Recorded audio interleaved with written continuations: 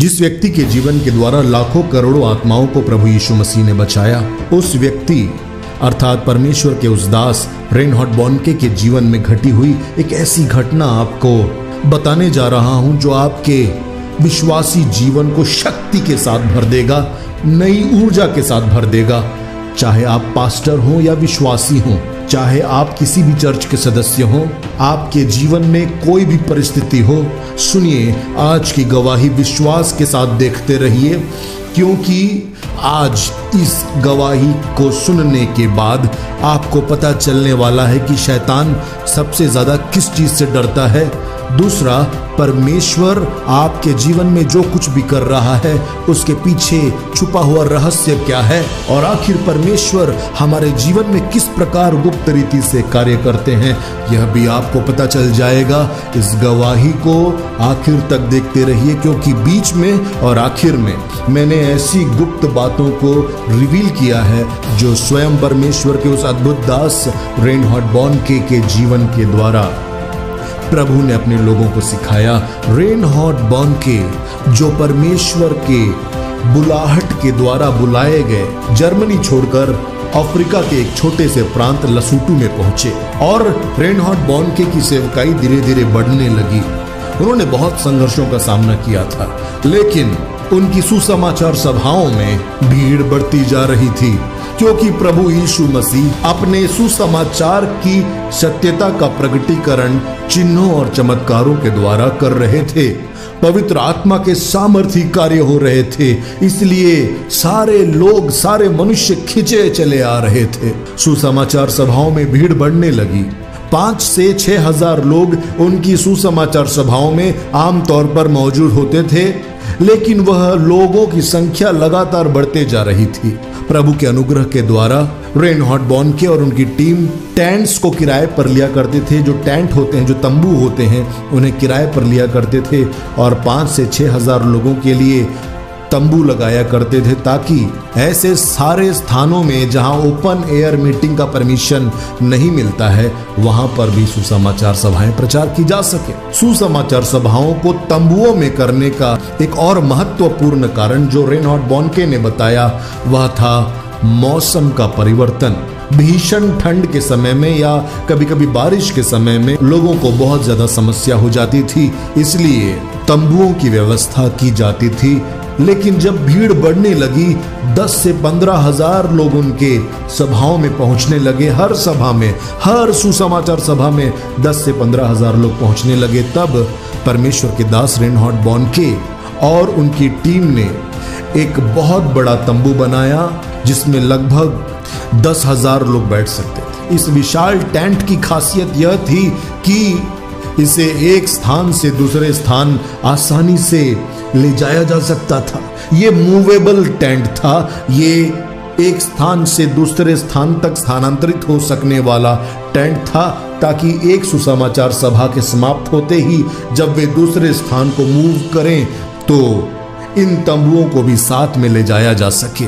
1980 के दशक में परमेश्वर के दास रेनहार्ड बॉनके और क्राइस्ट फॉर ऑल नेशंस की टीम जब प्रभु यीशु के सुसमाचार के प्रचार का कार्य कर रही थी, अफ्रीका के लोगों के लिए और विश्व के लोगों के लिए ये विशाल टेंट प्रतीक हो गए थे प्रभु यीशु मसीह के सुसमाचार की शक्ति का, परमेश्वर के वचन की सामर्थ्य का। और वे स्मरण करते थे मसीही विश्वासी के इजरायलियों के साथ जैसे मिलाप वाला तंबू चला करता था, वैसे ही इन तंबुओं के द्वारा प्रभु की महिमा लोगों के जीवन में प्रकट हो रही है। खोए हुए लोग बचाए जा रहे हैं। लेकिन एक दिन कुछ ऐसा हुआ जो बड़ा अचरज था, और सुनते रहिए इस गवाही को ध्यान से, क्योंकि ये घटना आपके विश्वास को बहुत ज्यादा बढ़ा देगी। अद्भुत तरीके से शक्तिशाली विश्वास आपके अंदर उत्पन्न करेगी। आप विश्वास के साथ देखिए, संदेह मत आने दीजिए। शैतान इस वक्त जो संदेह ला रहा है, संदेह का लेश मात्र भी ना हो मेरे भाई आपके जीवन में, मेरी बहन आपके जीवन में संदेह का लेश मात्र भी ना हो। सुनिए आगे क्या हुआ। जब ये विशाल टेंट तैयार था और प्रभु के दास रेनहार्ड बॉनके प्रार्थना कर रहे थे, उसी दौरान अचानक से रेनहार्ड बॉनके की टीम के मेंबर्स इवेंजलिस्ट रेनहार्ड बॉनके के पास पहुंचे और उन्होंने रेनहार्ड से कहा, कि रेनहार्ड, लगता है कि वह विशाल तंबू जो हमने बहुत परिश्रम से बनवाया था वो टूट जाएगा, बिखर जाएगा और आज क्रूसेड नहीं हो पाएगी, आज सुसमाचार की सभा नहीं हो पाएगी। आसमान में घने बादल छा चुके हैं और एक बड़ा तूफान हमारी ओर बड़ी तेजी से आ रहा है रेनहार्ड, और ये तूफान इतना भयानक है, मौसम वैज्ञानिकों ने कहा है कि इसमें बहुत तेज हवाएं चलेंगी और इस तंबू के बच पाने की कोई भी उम्मीद नहीं है। 10,000 लोगों के बैठने के लिए, प्रभु यीशु मसीह के सुसमाचार का प्रचार करने के लिए जो तंबू हमने बनवाया है, जो टेंट हमने बनवाया है, उसके बचने का कोई कारण नहीं है रेनहार्ड। अब हमारा यह सारा परिश्रम व्यर्थ हो जाएगा रेनहार्ड, ऐसा टीम के लोग कहने लगे। लेकिन रेनहार्ड बॉनके के हृदय में उस समय पवित्र आत्मा की आवाज आई। पवित्र आत्मा की आवाज ने रेनहार्ड बॉनके से कहा, जाकर शैतान को डांट और उससे कह दे कि तुझे अधिकार नहीं है प्रभु के कार्यों को रोकने का। रेनहार्ड बॉनके प्रभु की इस आवाज को सुनकर पहुंच जाते हैं उस तूफान के सामने। टेंट और तूफान के बीच में प्रभु के दास रेनहार्ड बॉनके खड़े हुए और उन्होंने विश्वास के साथ शैतान को ललकारा। जैसे दाऊद ने गोलियात को ललकारा था, वैसे ही रेनहार्ड बॉनके ने अपने सामने आ रहे उस तूफान को ललकारा और कहा, शैतान, अगर तूने इस तंबू को तोड़ा तो याद रखना, मैं इस तंबू का 3 गुना बड़ा तंबू बनाऊंगा, 3 गुना बड़ा टेंट बनाऊंगा प्रभु यीशु की महिमा के लिए। अगर तूने इस तूफान के द्वारा इस टेंट को नष्ट किया तो याद रखना शैतान, इससे भी 3 गुना बड़ा टेंट मैं बनाऊंगा और तू मुझे रोक नहीं सकता शैतान। जैसे ही रेनहार्ड बॉनके ने यह बात कही, तूफान अचानक रुक गया। तूफान ने अपना रास्ता बदल लिया, घने काले बादल छट गए, अचानक ही तेज हवाएं बंद हो गई। ऐसा लगा कि शैतान कांप उठा कि अरे ये तो विश्वास की भाषा बोल रहा है। विश्वास की भाषा बोलने वाले हर एक मसीही से डरता है शैतान। अचानक ही जब तूफान शांत हो गया तब परमेश्वर के दास रेनहार्ड बॉनके को लगा कि कहीं शैतान मुझे हल्के में ना ले ले, इसलिए उसने फिर से शैतान से कहा, ए शैतान सुन ले, मैं जो अफ्रीका में प्रभु यीशु मसीह का महिमा में सुसमाचार लेकर आया हूं, इसकी ज्योति हर एक मनुष्य को प्रकाशित करेगी और तूने हजारों सालों से अफ्रीका में जो अंधेरा फैला कर रखा है उसको नष्ट कर देगी सुसमाचार की यह रोशनी। और इसलिए भले ही यह तूफान तूने डर के मारे हटा दिया यहां से, लेकिन सुन, मैं 3 गुना बड़ा टेंट प्रभु यीशु मसीह की महिमा के लिए, परमेश्वर की महिमा के लिए बना कर रहूंगा। तब परमेश्वर के दास रेनहार्ड बॉनके विश्वास के साथ उस कार्य में लग जाते हैं। 10,000 लोगों के बैठने के लायक नहीं, परंतु 30 से 40,000 लोग बैठ सके इतना बड़ा एक मूवेबल टेंट बनाया जाएगा। एक स्थान से दूसरे स्थान तक ले जा सकने वाला सबसे बड़ा टेंट बनाया जाएगा। ये विश्वास के साथ घोषणा कर दी प्रभु के दास रेनहार्ड बॉनके ने, और फिर कार्य शुरू होता है।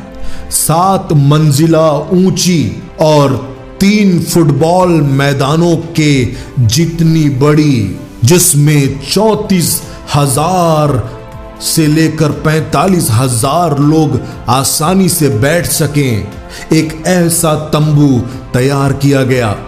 और इस तंबू को बनाने में 5 साल का लंबा समय और परिश्रम लगा। इस तंबू को बनाने में बहुत ज्यादा खर्च भी आया, लगभग 20 से 25 करोड़ रुपए का खर्च आया। लेकिन इस तंबू के पूरे होते होते पैसे चुकाने में समस्याएं आने लगी, पैसों की कमी आने लगी। कई लोग रेनहार्ड बॉनके से कहने लगे, क्यों ना हम कर्ज ले लें। लेकिन परमेश्वर के दास रेनहार्ड बॉनके ने कहा था, मैं प्रभु यीशु मसीह का दास हूं, कर्ज नहीं लूंगा, मैं कर्ज नहीं लूंगा, मैं कर्ज नहीं लूंगा। ये प्रभु का कार्य है, प्रभु यीशु मसीह ही करेंगे। और वे प्रार्थना करते रहे। उन्होंने अपनी टीम से कहा कि प्रार्थना करते रहो, कर्जे के लिए कभी किसी के सामने हाथ नहीं फैलाएंगे। उन्हें करोड़ों रुपए की जरूरत थी, लेकिन वो करोड़ों रुपए कहां से आएंगे, ये एक बड़ा प्रश्न टीम के सामने आ गया था। क्राइस्ट फॉर ऑल नेशंस की टीम के सामने आ गया था। लेकिन परमेश्वर के दास रेनहार्ड बॉनके प्रार्थना में समय बिताते रहे, प्रभु यीशु मसीह की ओर देखते रहे।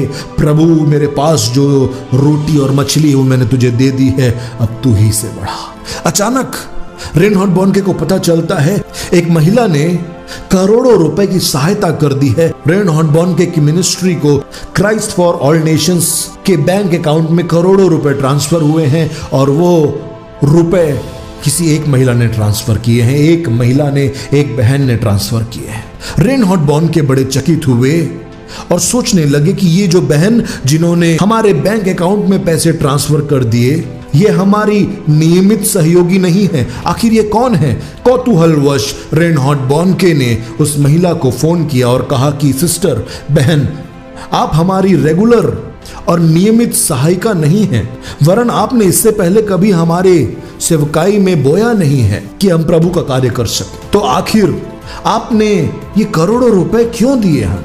तब प्रभु की उस दासी ने, उस महिला ने जो बात कही उसे ध्यान से सुनिए, ये आपके विश्वास में एक क्रांतिकारी बदलाव लेकर आएगा, आपके विश्वासी जीवन को शून्य से शिखर तक ले जाएगा।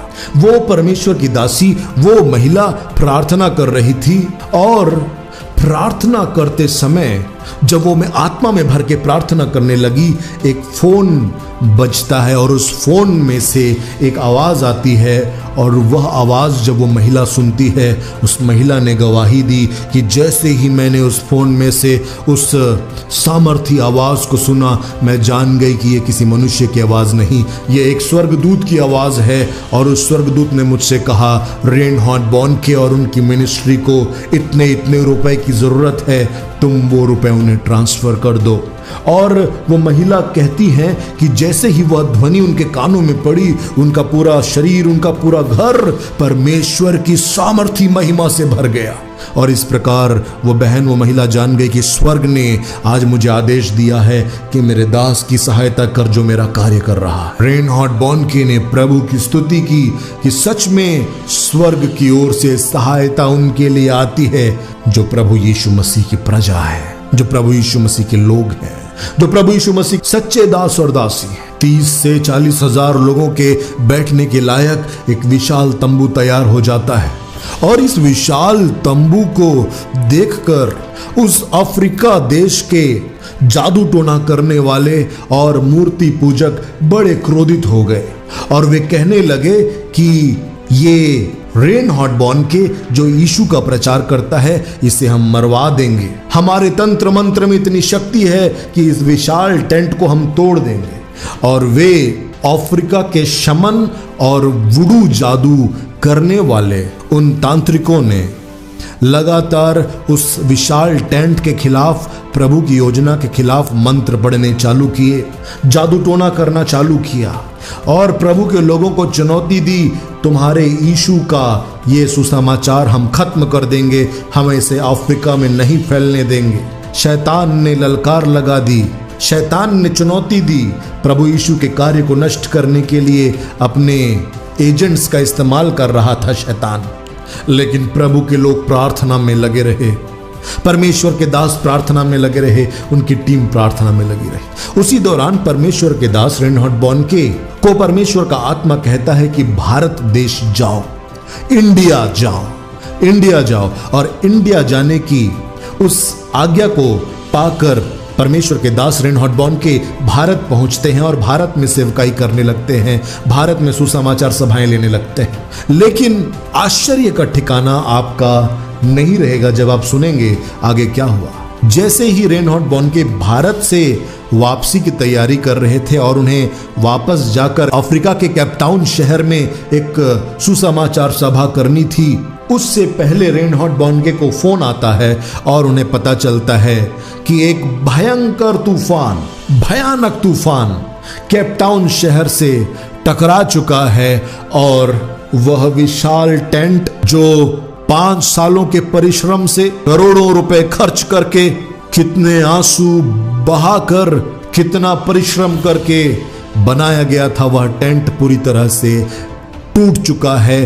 उसके चिथड़े चिथड़े उड़ चुके हैं और उस विशाल बड़े तंबू के टुकड़े केपटाउन शहर के दूर दूर इलाकों में पहुंच गए। तेज हवाओं ने उन टुकड़ों को न जाने कहां कहां पहुंचा दिया। 80 के दशक की घटना है और इस घटना में आपको स्मरण रखना है कि वो इतना बड़ा टेंट था कि उस समय इसे वर्ल्ड रिकॉर्ड माना जाता था, इतना बड़ा टेंट था। वो टेंट पूरी तरह से बिखर गया, उसके टुकड़े हर जगह फैल गए और कहा जाता है कि वे टुकड़े जितने लोगों ने उठाए, जहां जहां दूर दूर शहरों में वो टुकड़े पहुंचे, वहां वहां अद्भुत चमत्कार हुए, अद्भुत चिन्ह और चंगाइयां प्रकट हुई।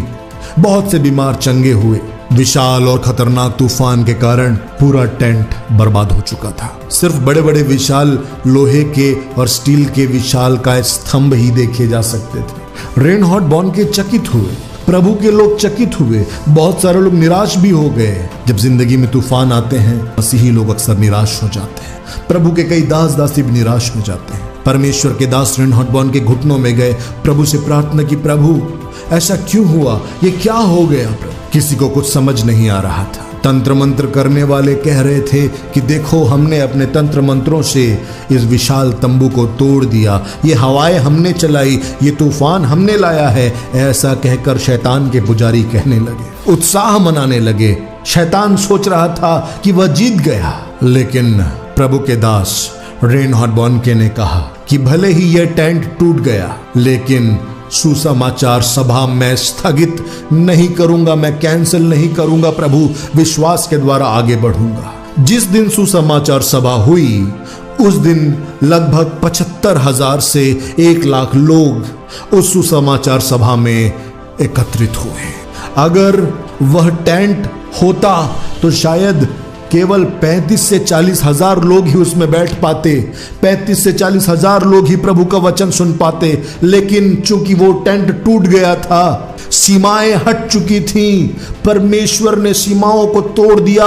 अब 35,000 और 45,000 के नंबर मायने नहीं रख रहे थे। अब था सीमाओं को तोड़ देने वाला विश्वास। 75,000 से 1 लाख की भीड़ उस क्रूसेड में पहुंची जो तूफान के बाद हुई। ओ प्रभु यीशु मसीह कितना अद्भुत है हमारा।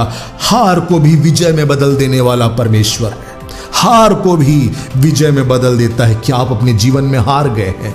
क्या आप अपने जीवन में निराश हैं? बीती किसी घटना को याद करके बार बार लगता है कि काश वैसा ना हुआ होता। तो सुन लो, प्रभु यीशु मसीह तुम्हारी हर एक परिस्थिति को बदल कर रख सकने वाला परमेश्वर है। बस तुम्हें क्या करना है मेरे भाई, तुम्हें क्या करना है मेरी बहन, बस जाकर विश्वास की भाषा बोलनी है, विश्वास के साथ बोलना है परिस्थितियों के सामने। चुपचाप डर के मारे खड़े मत रहो, गिड़गिड़ाते रोते कमजोरों की तरह मत खड़े रहो। तूफान के सामने जाकर आज घोषणा कर दो, मेरा परमेश्वर जिंदा है, मेरा प्रभु यीशु मसीह जिंदा है। ऐ तूफान, तेरा कोई अस्तित्व नहीं है। चाहे तू टेंट्स को फाड़ दे, चाहे तू तंबुओं को गिरा दे शैतान, लेकिन प्रभु यीशु मसीह का कार्य मेरे जीवन में होकर रहेगा। इस क्रूसेड के बाद परमेश्वर प्रभु यीशु मसीह की भविष्यवाणी का एक शब्द, भविष्यवाणी का वचन रेनहार्ड बॉनके के पास पहुंचा, जिसमें प्रभु की आत्मा ने उनसे कहा कि मेरे दास, मेरे बेटे, मैं तेरे सेवकाई से सारे लिमिटेशंस तोड़ने जा रहा हूं। अगर आप विश्वास करते हैं, इस गवाही को सुनते सुनते आपके भीतर विश्वास उत्पन्न हो रहा है और वो विश्वास आपके जीवन की सारी रुकावटों को ध्वस्त कर देगा, तो कमेंट में लिखिए आमीन। सारी रुकावटें बर्बाद हो रही हैं, सारी रुकावटें ध्वस्त हो रही हैं। कमेंट में लिखिए आमीन, आमीन लिखिए कमेंट में। प्रभु के दास रेनहार्ड बॉनके ने प्रभु से पूछा, प्रभु पिछले 5 वर्षों से हमने परिश्रम किया, हमने प्रार्थनाएं की, कितने सारे रुपए लगे, कितना परिश्रम, कितना समय, कितनी ऊर्जा लगी प्रभु। आखिर क्यों प्रभु, क्यों हुआ ऐसा? परमेश्वर की आत्मा ने रेनहार्ड बॉनके से कहा, मेरे बेटे रेनहार्ड, जब तू टेंट को बना रहा था, मैं तुझे बना रहा था, मैं तेरा कैरेक्टर बना रहा था, मैं तेरा चरित्र बना रहा था। हम जब प्रभु के लिए कुछ करते हैं तो याद रखिए, प्रभु भी हमारे लिए कुछ कर रहा होता है, हमारे जीवन में हमें बना रहा होता है।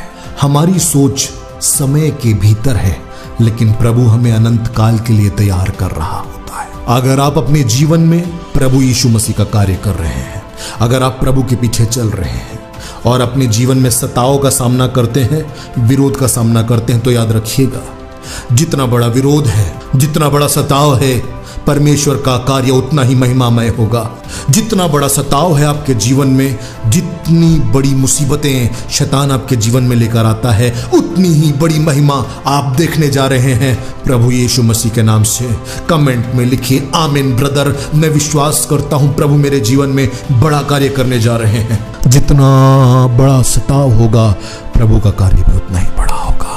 विशेष तौर पर हम धन्यवाद करना चाहते हैं उन भाई बहनों को जो हमारी सेवकाई में हमारा सहयोग कर रहे हैं। आपके द्वारा दी हुई भेंटों के द्वारा ही हमें हिम्मत मिल रही है कि हम प्रभु यीशु मसीह के द्वारा सौंपे गए इस कार्य को कर सकें। आप हमारे सहयोगी हैं। प्रभु यीशु मसीह ने जो कार्य सौंपा है हमें, आप उसमें सहभागी हैं। आप भी ये कार्य कर रहे हैं कि प्रभु यीशु मसीह की कलीसिया का विश्वास मजबूत कर रहे हैं। इस वीडियो के शुरू में जैसे मैंने कहा था कि 3 बातें आपको बताने जा रहा हूं जो प्रभु के दास रेनहार्ड बॉनके ने शेयर की है। ध्यान से सुनिए। विश्वास शैतान को बहुत ज्यादा डराता है और परमेश्वर को प्रसन्न करता है और आकर्षित करता है। शैतान सबसे ज्यादा डरता है तो विश्वास से डरता है, पहला पॉइंट है। और विश्वास सबसे ज्यादा प्रसन्न परमेश्वर को करता है। याकूब की किताब 4 अध्याय उसके 7वें पद में जैसा लिखा हुआ है, इसलिए परमेश्वर के अधीन हो जाओ और शैतान का सामना करो, वह तुम्हारे पास से भाग निकलेगा। विश्वास के साथ शैतान का सामना करो, उसे डरने की जरूरत नहीं है। दूसरा जो पॉइंट है या दूसरी जो सीख है इस गवाही से जो हमें मिलती है वह यह है, याद रखिए अगर आपके जीवन में उसकी महान योजनाएं हैं तो आप अक्सर बड़ा विरोध सहेंगे। और याद रखिएगा जितना बड़ा विरोध होगा, जितना बड़ा सताव होगा, उतनी ही बड़ी महिमा का दर्शन आप करेंगे, उतने ही बड़े कामों को आप प्रभु यीशु मसीह की महिमा के लिए इन्हीं आंखों से देखेंगे।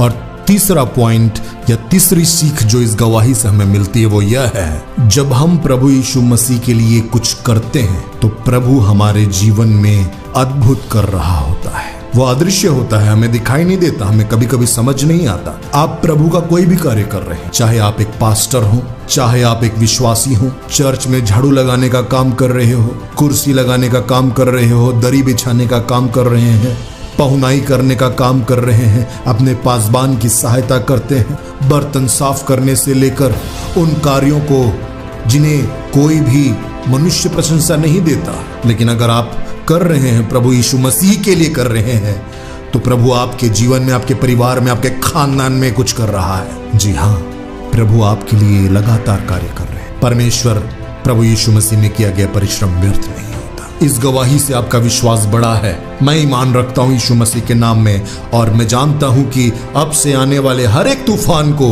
आप चैलेंज करेंगे यीशु मसीह के नाम में और महान कार्यों को देखेंगे।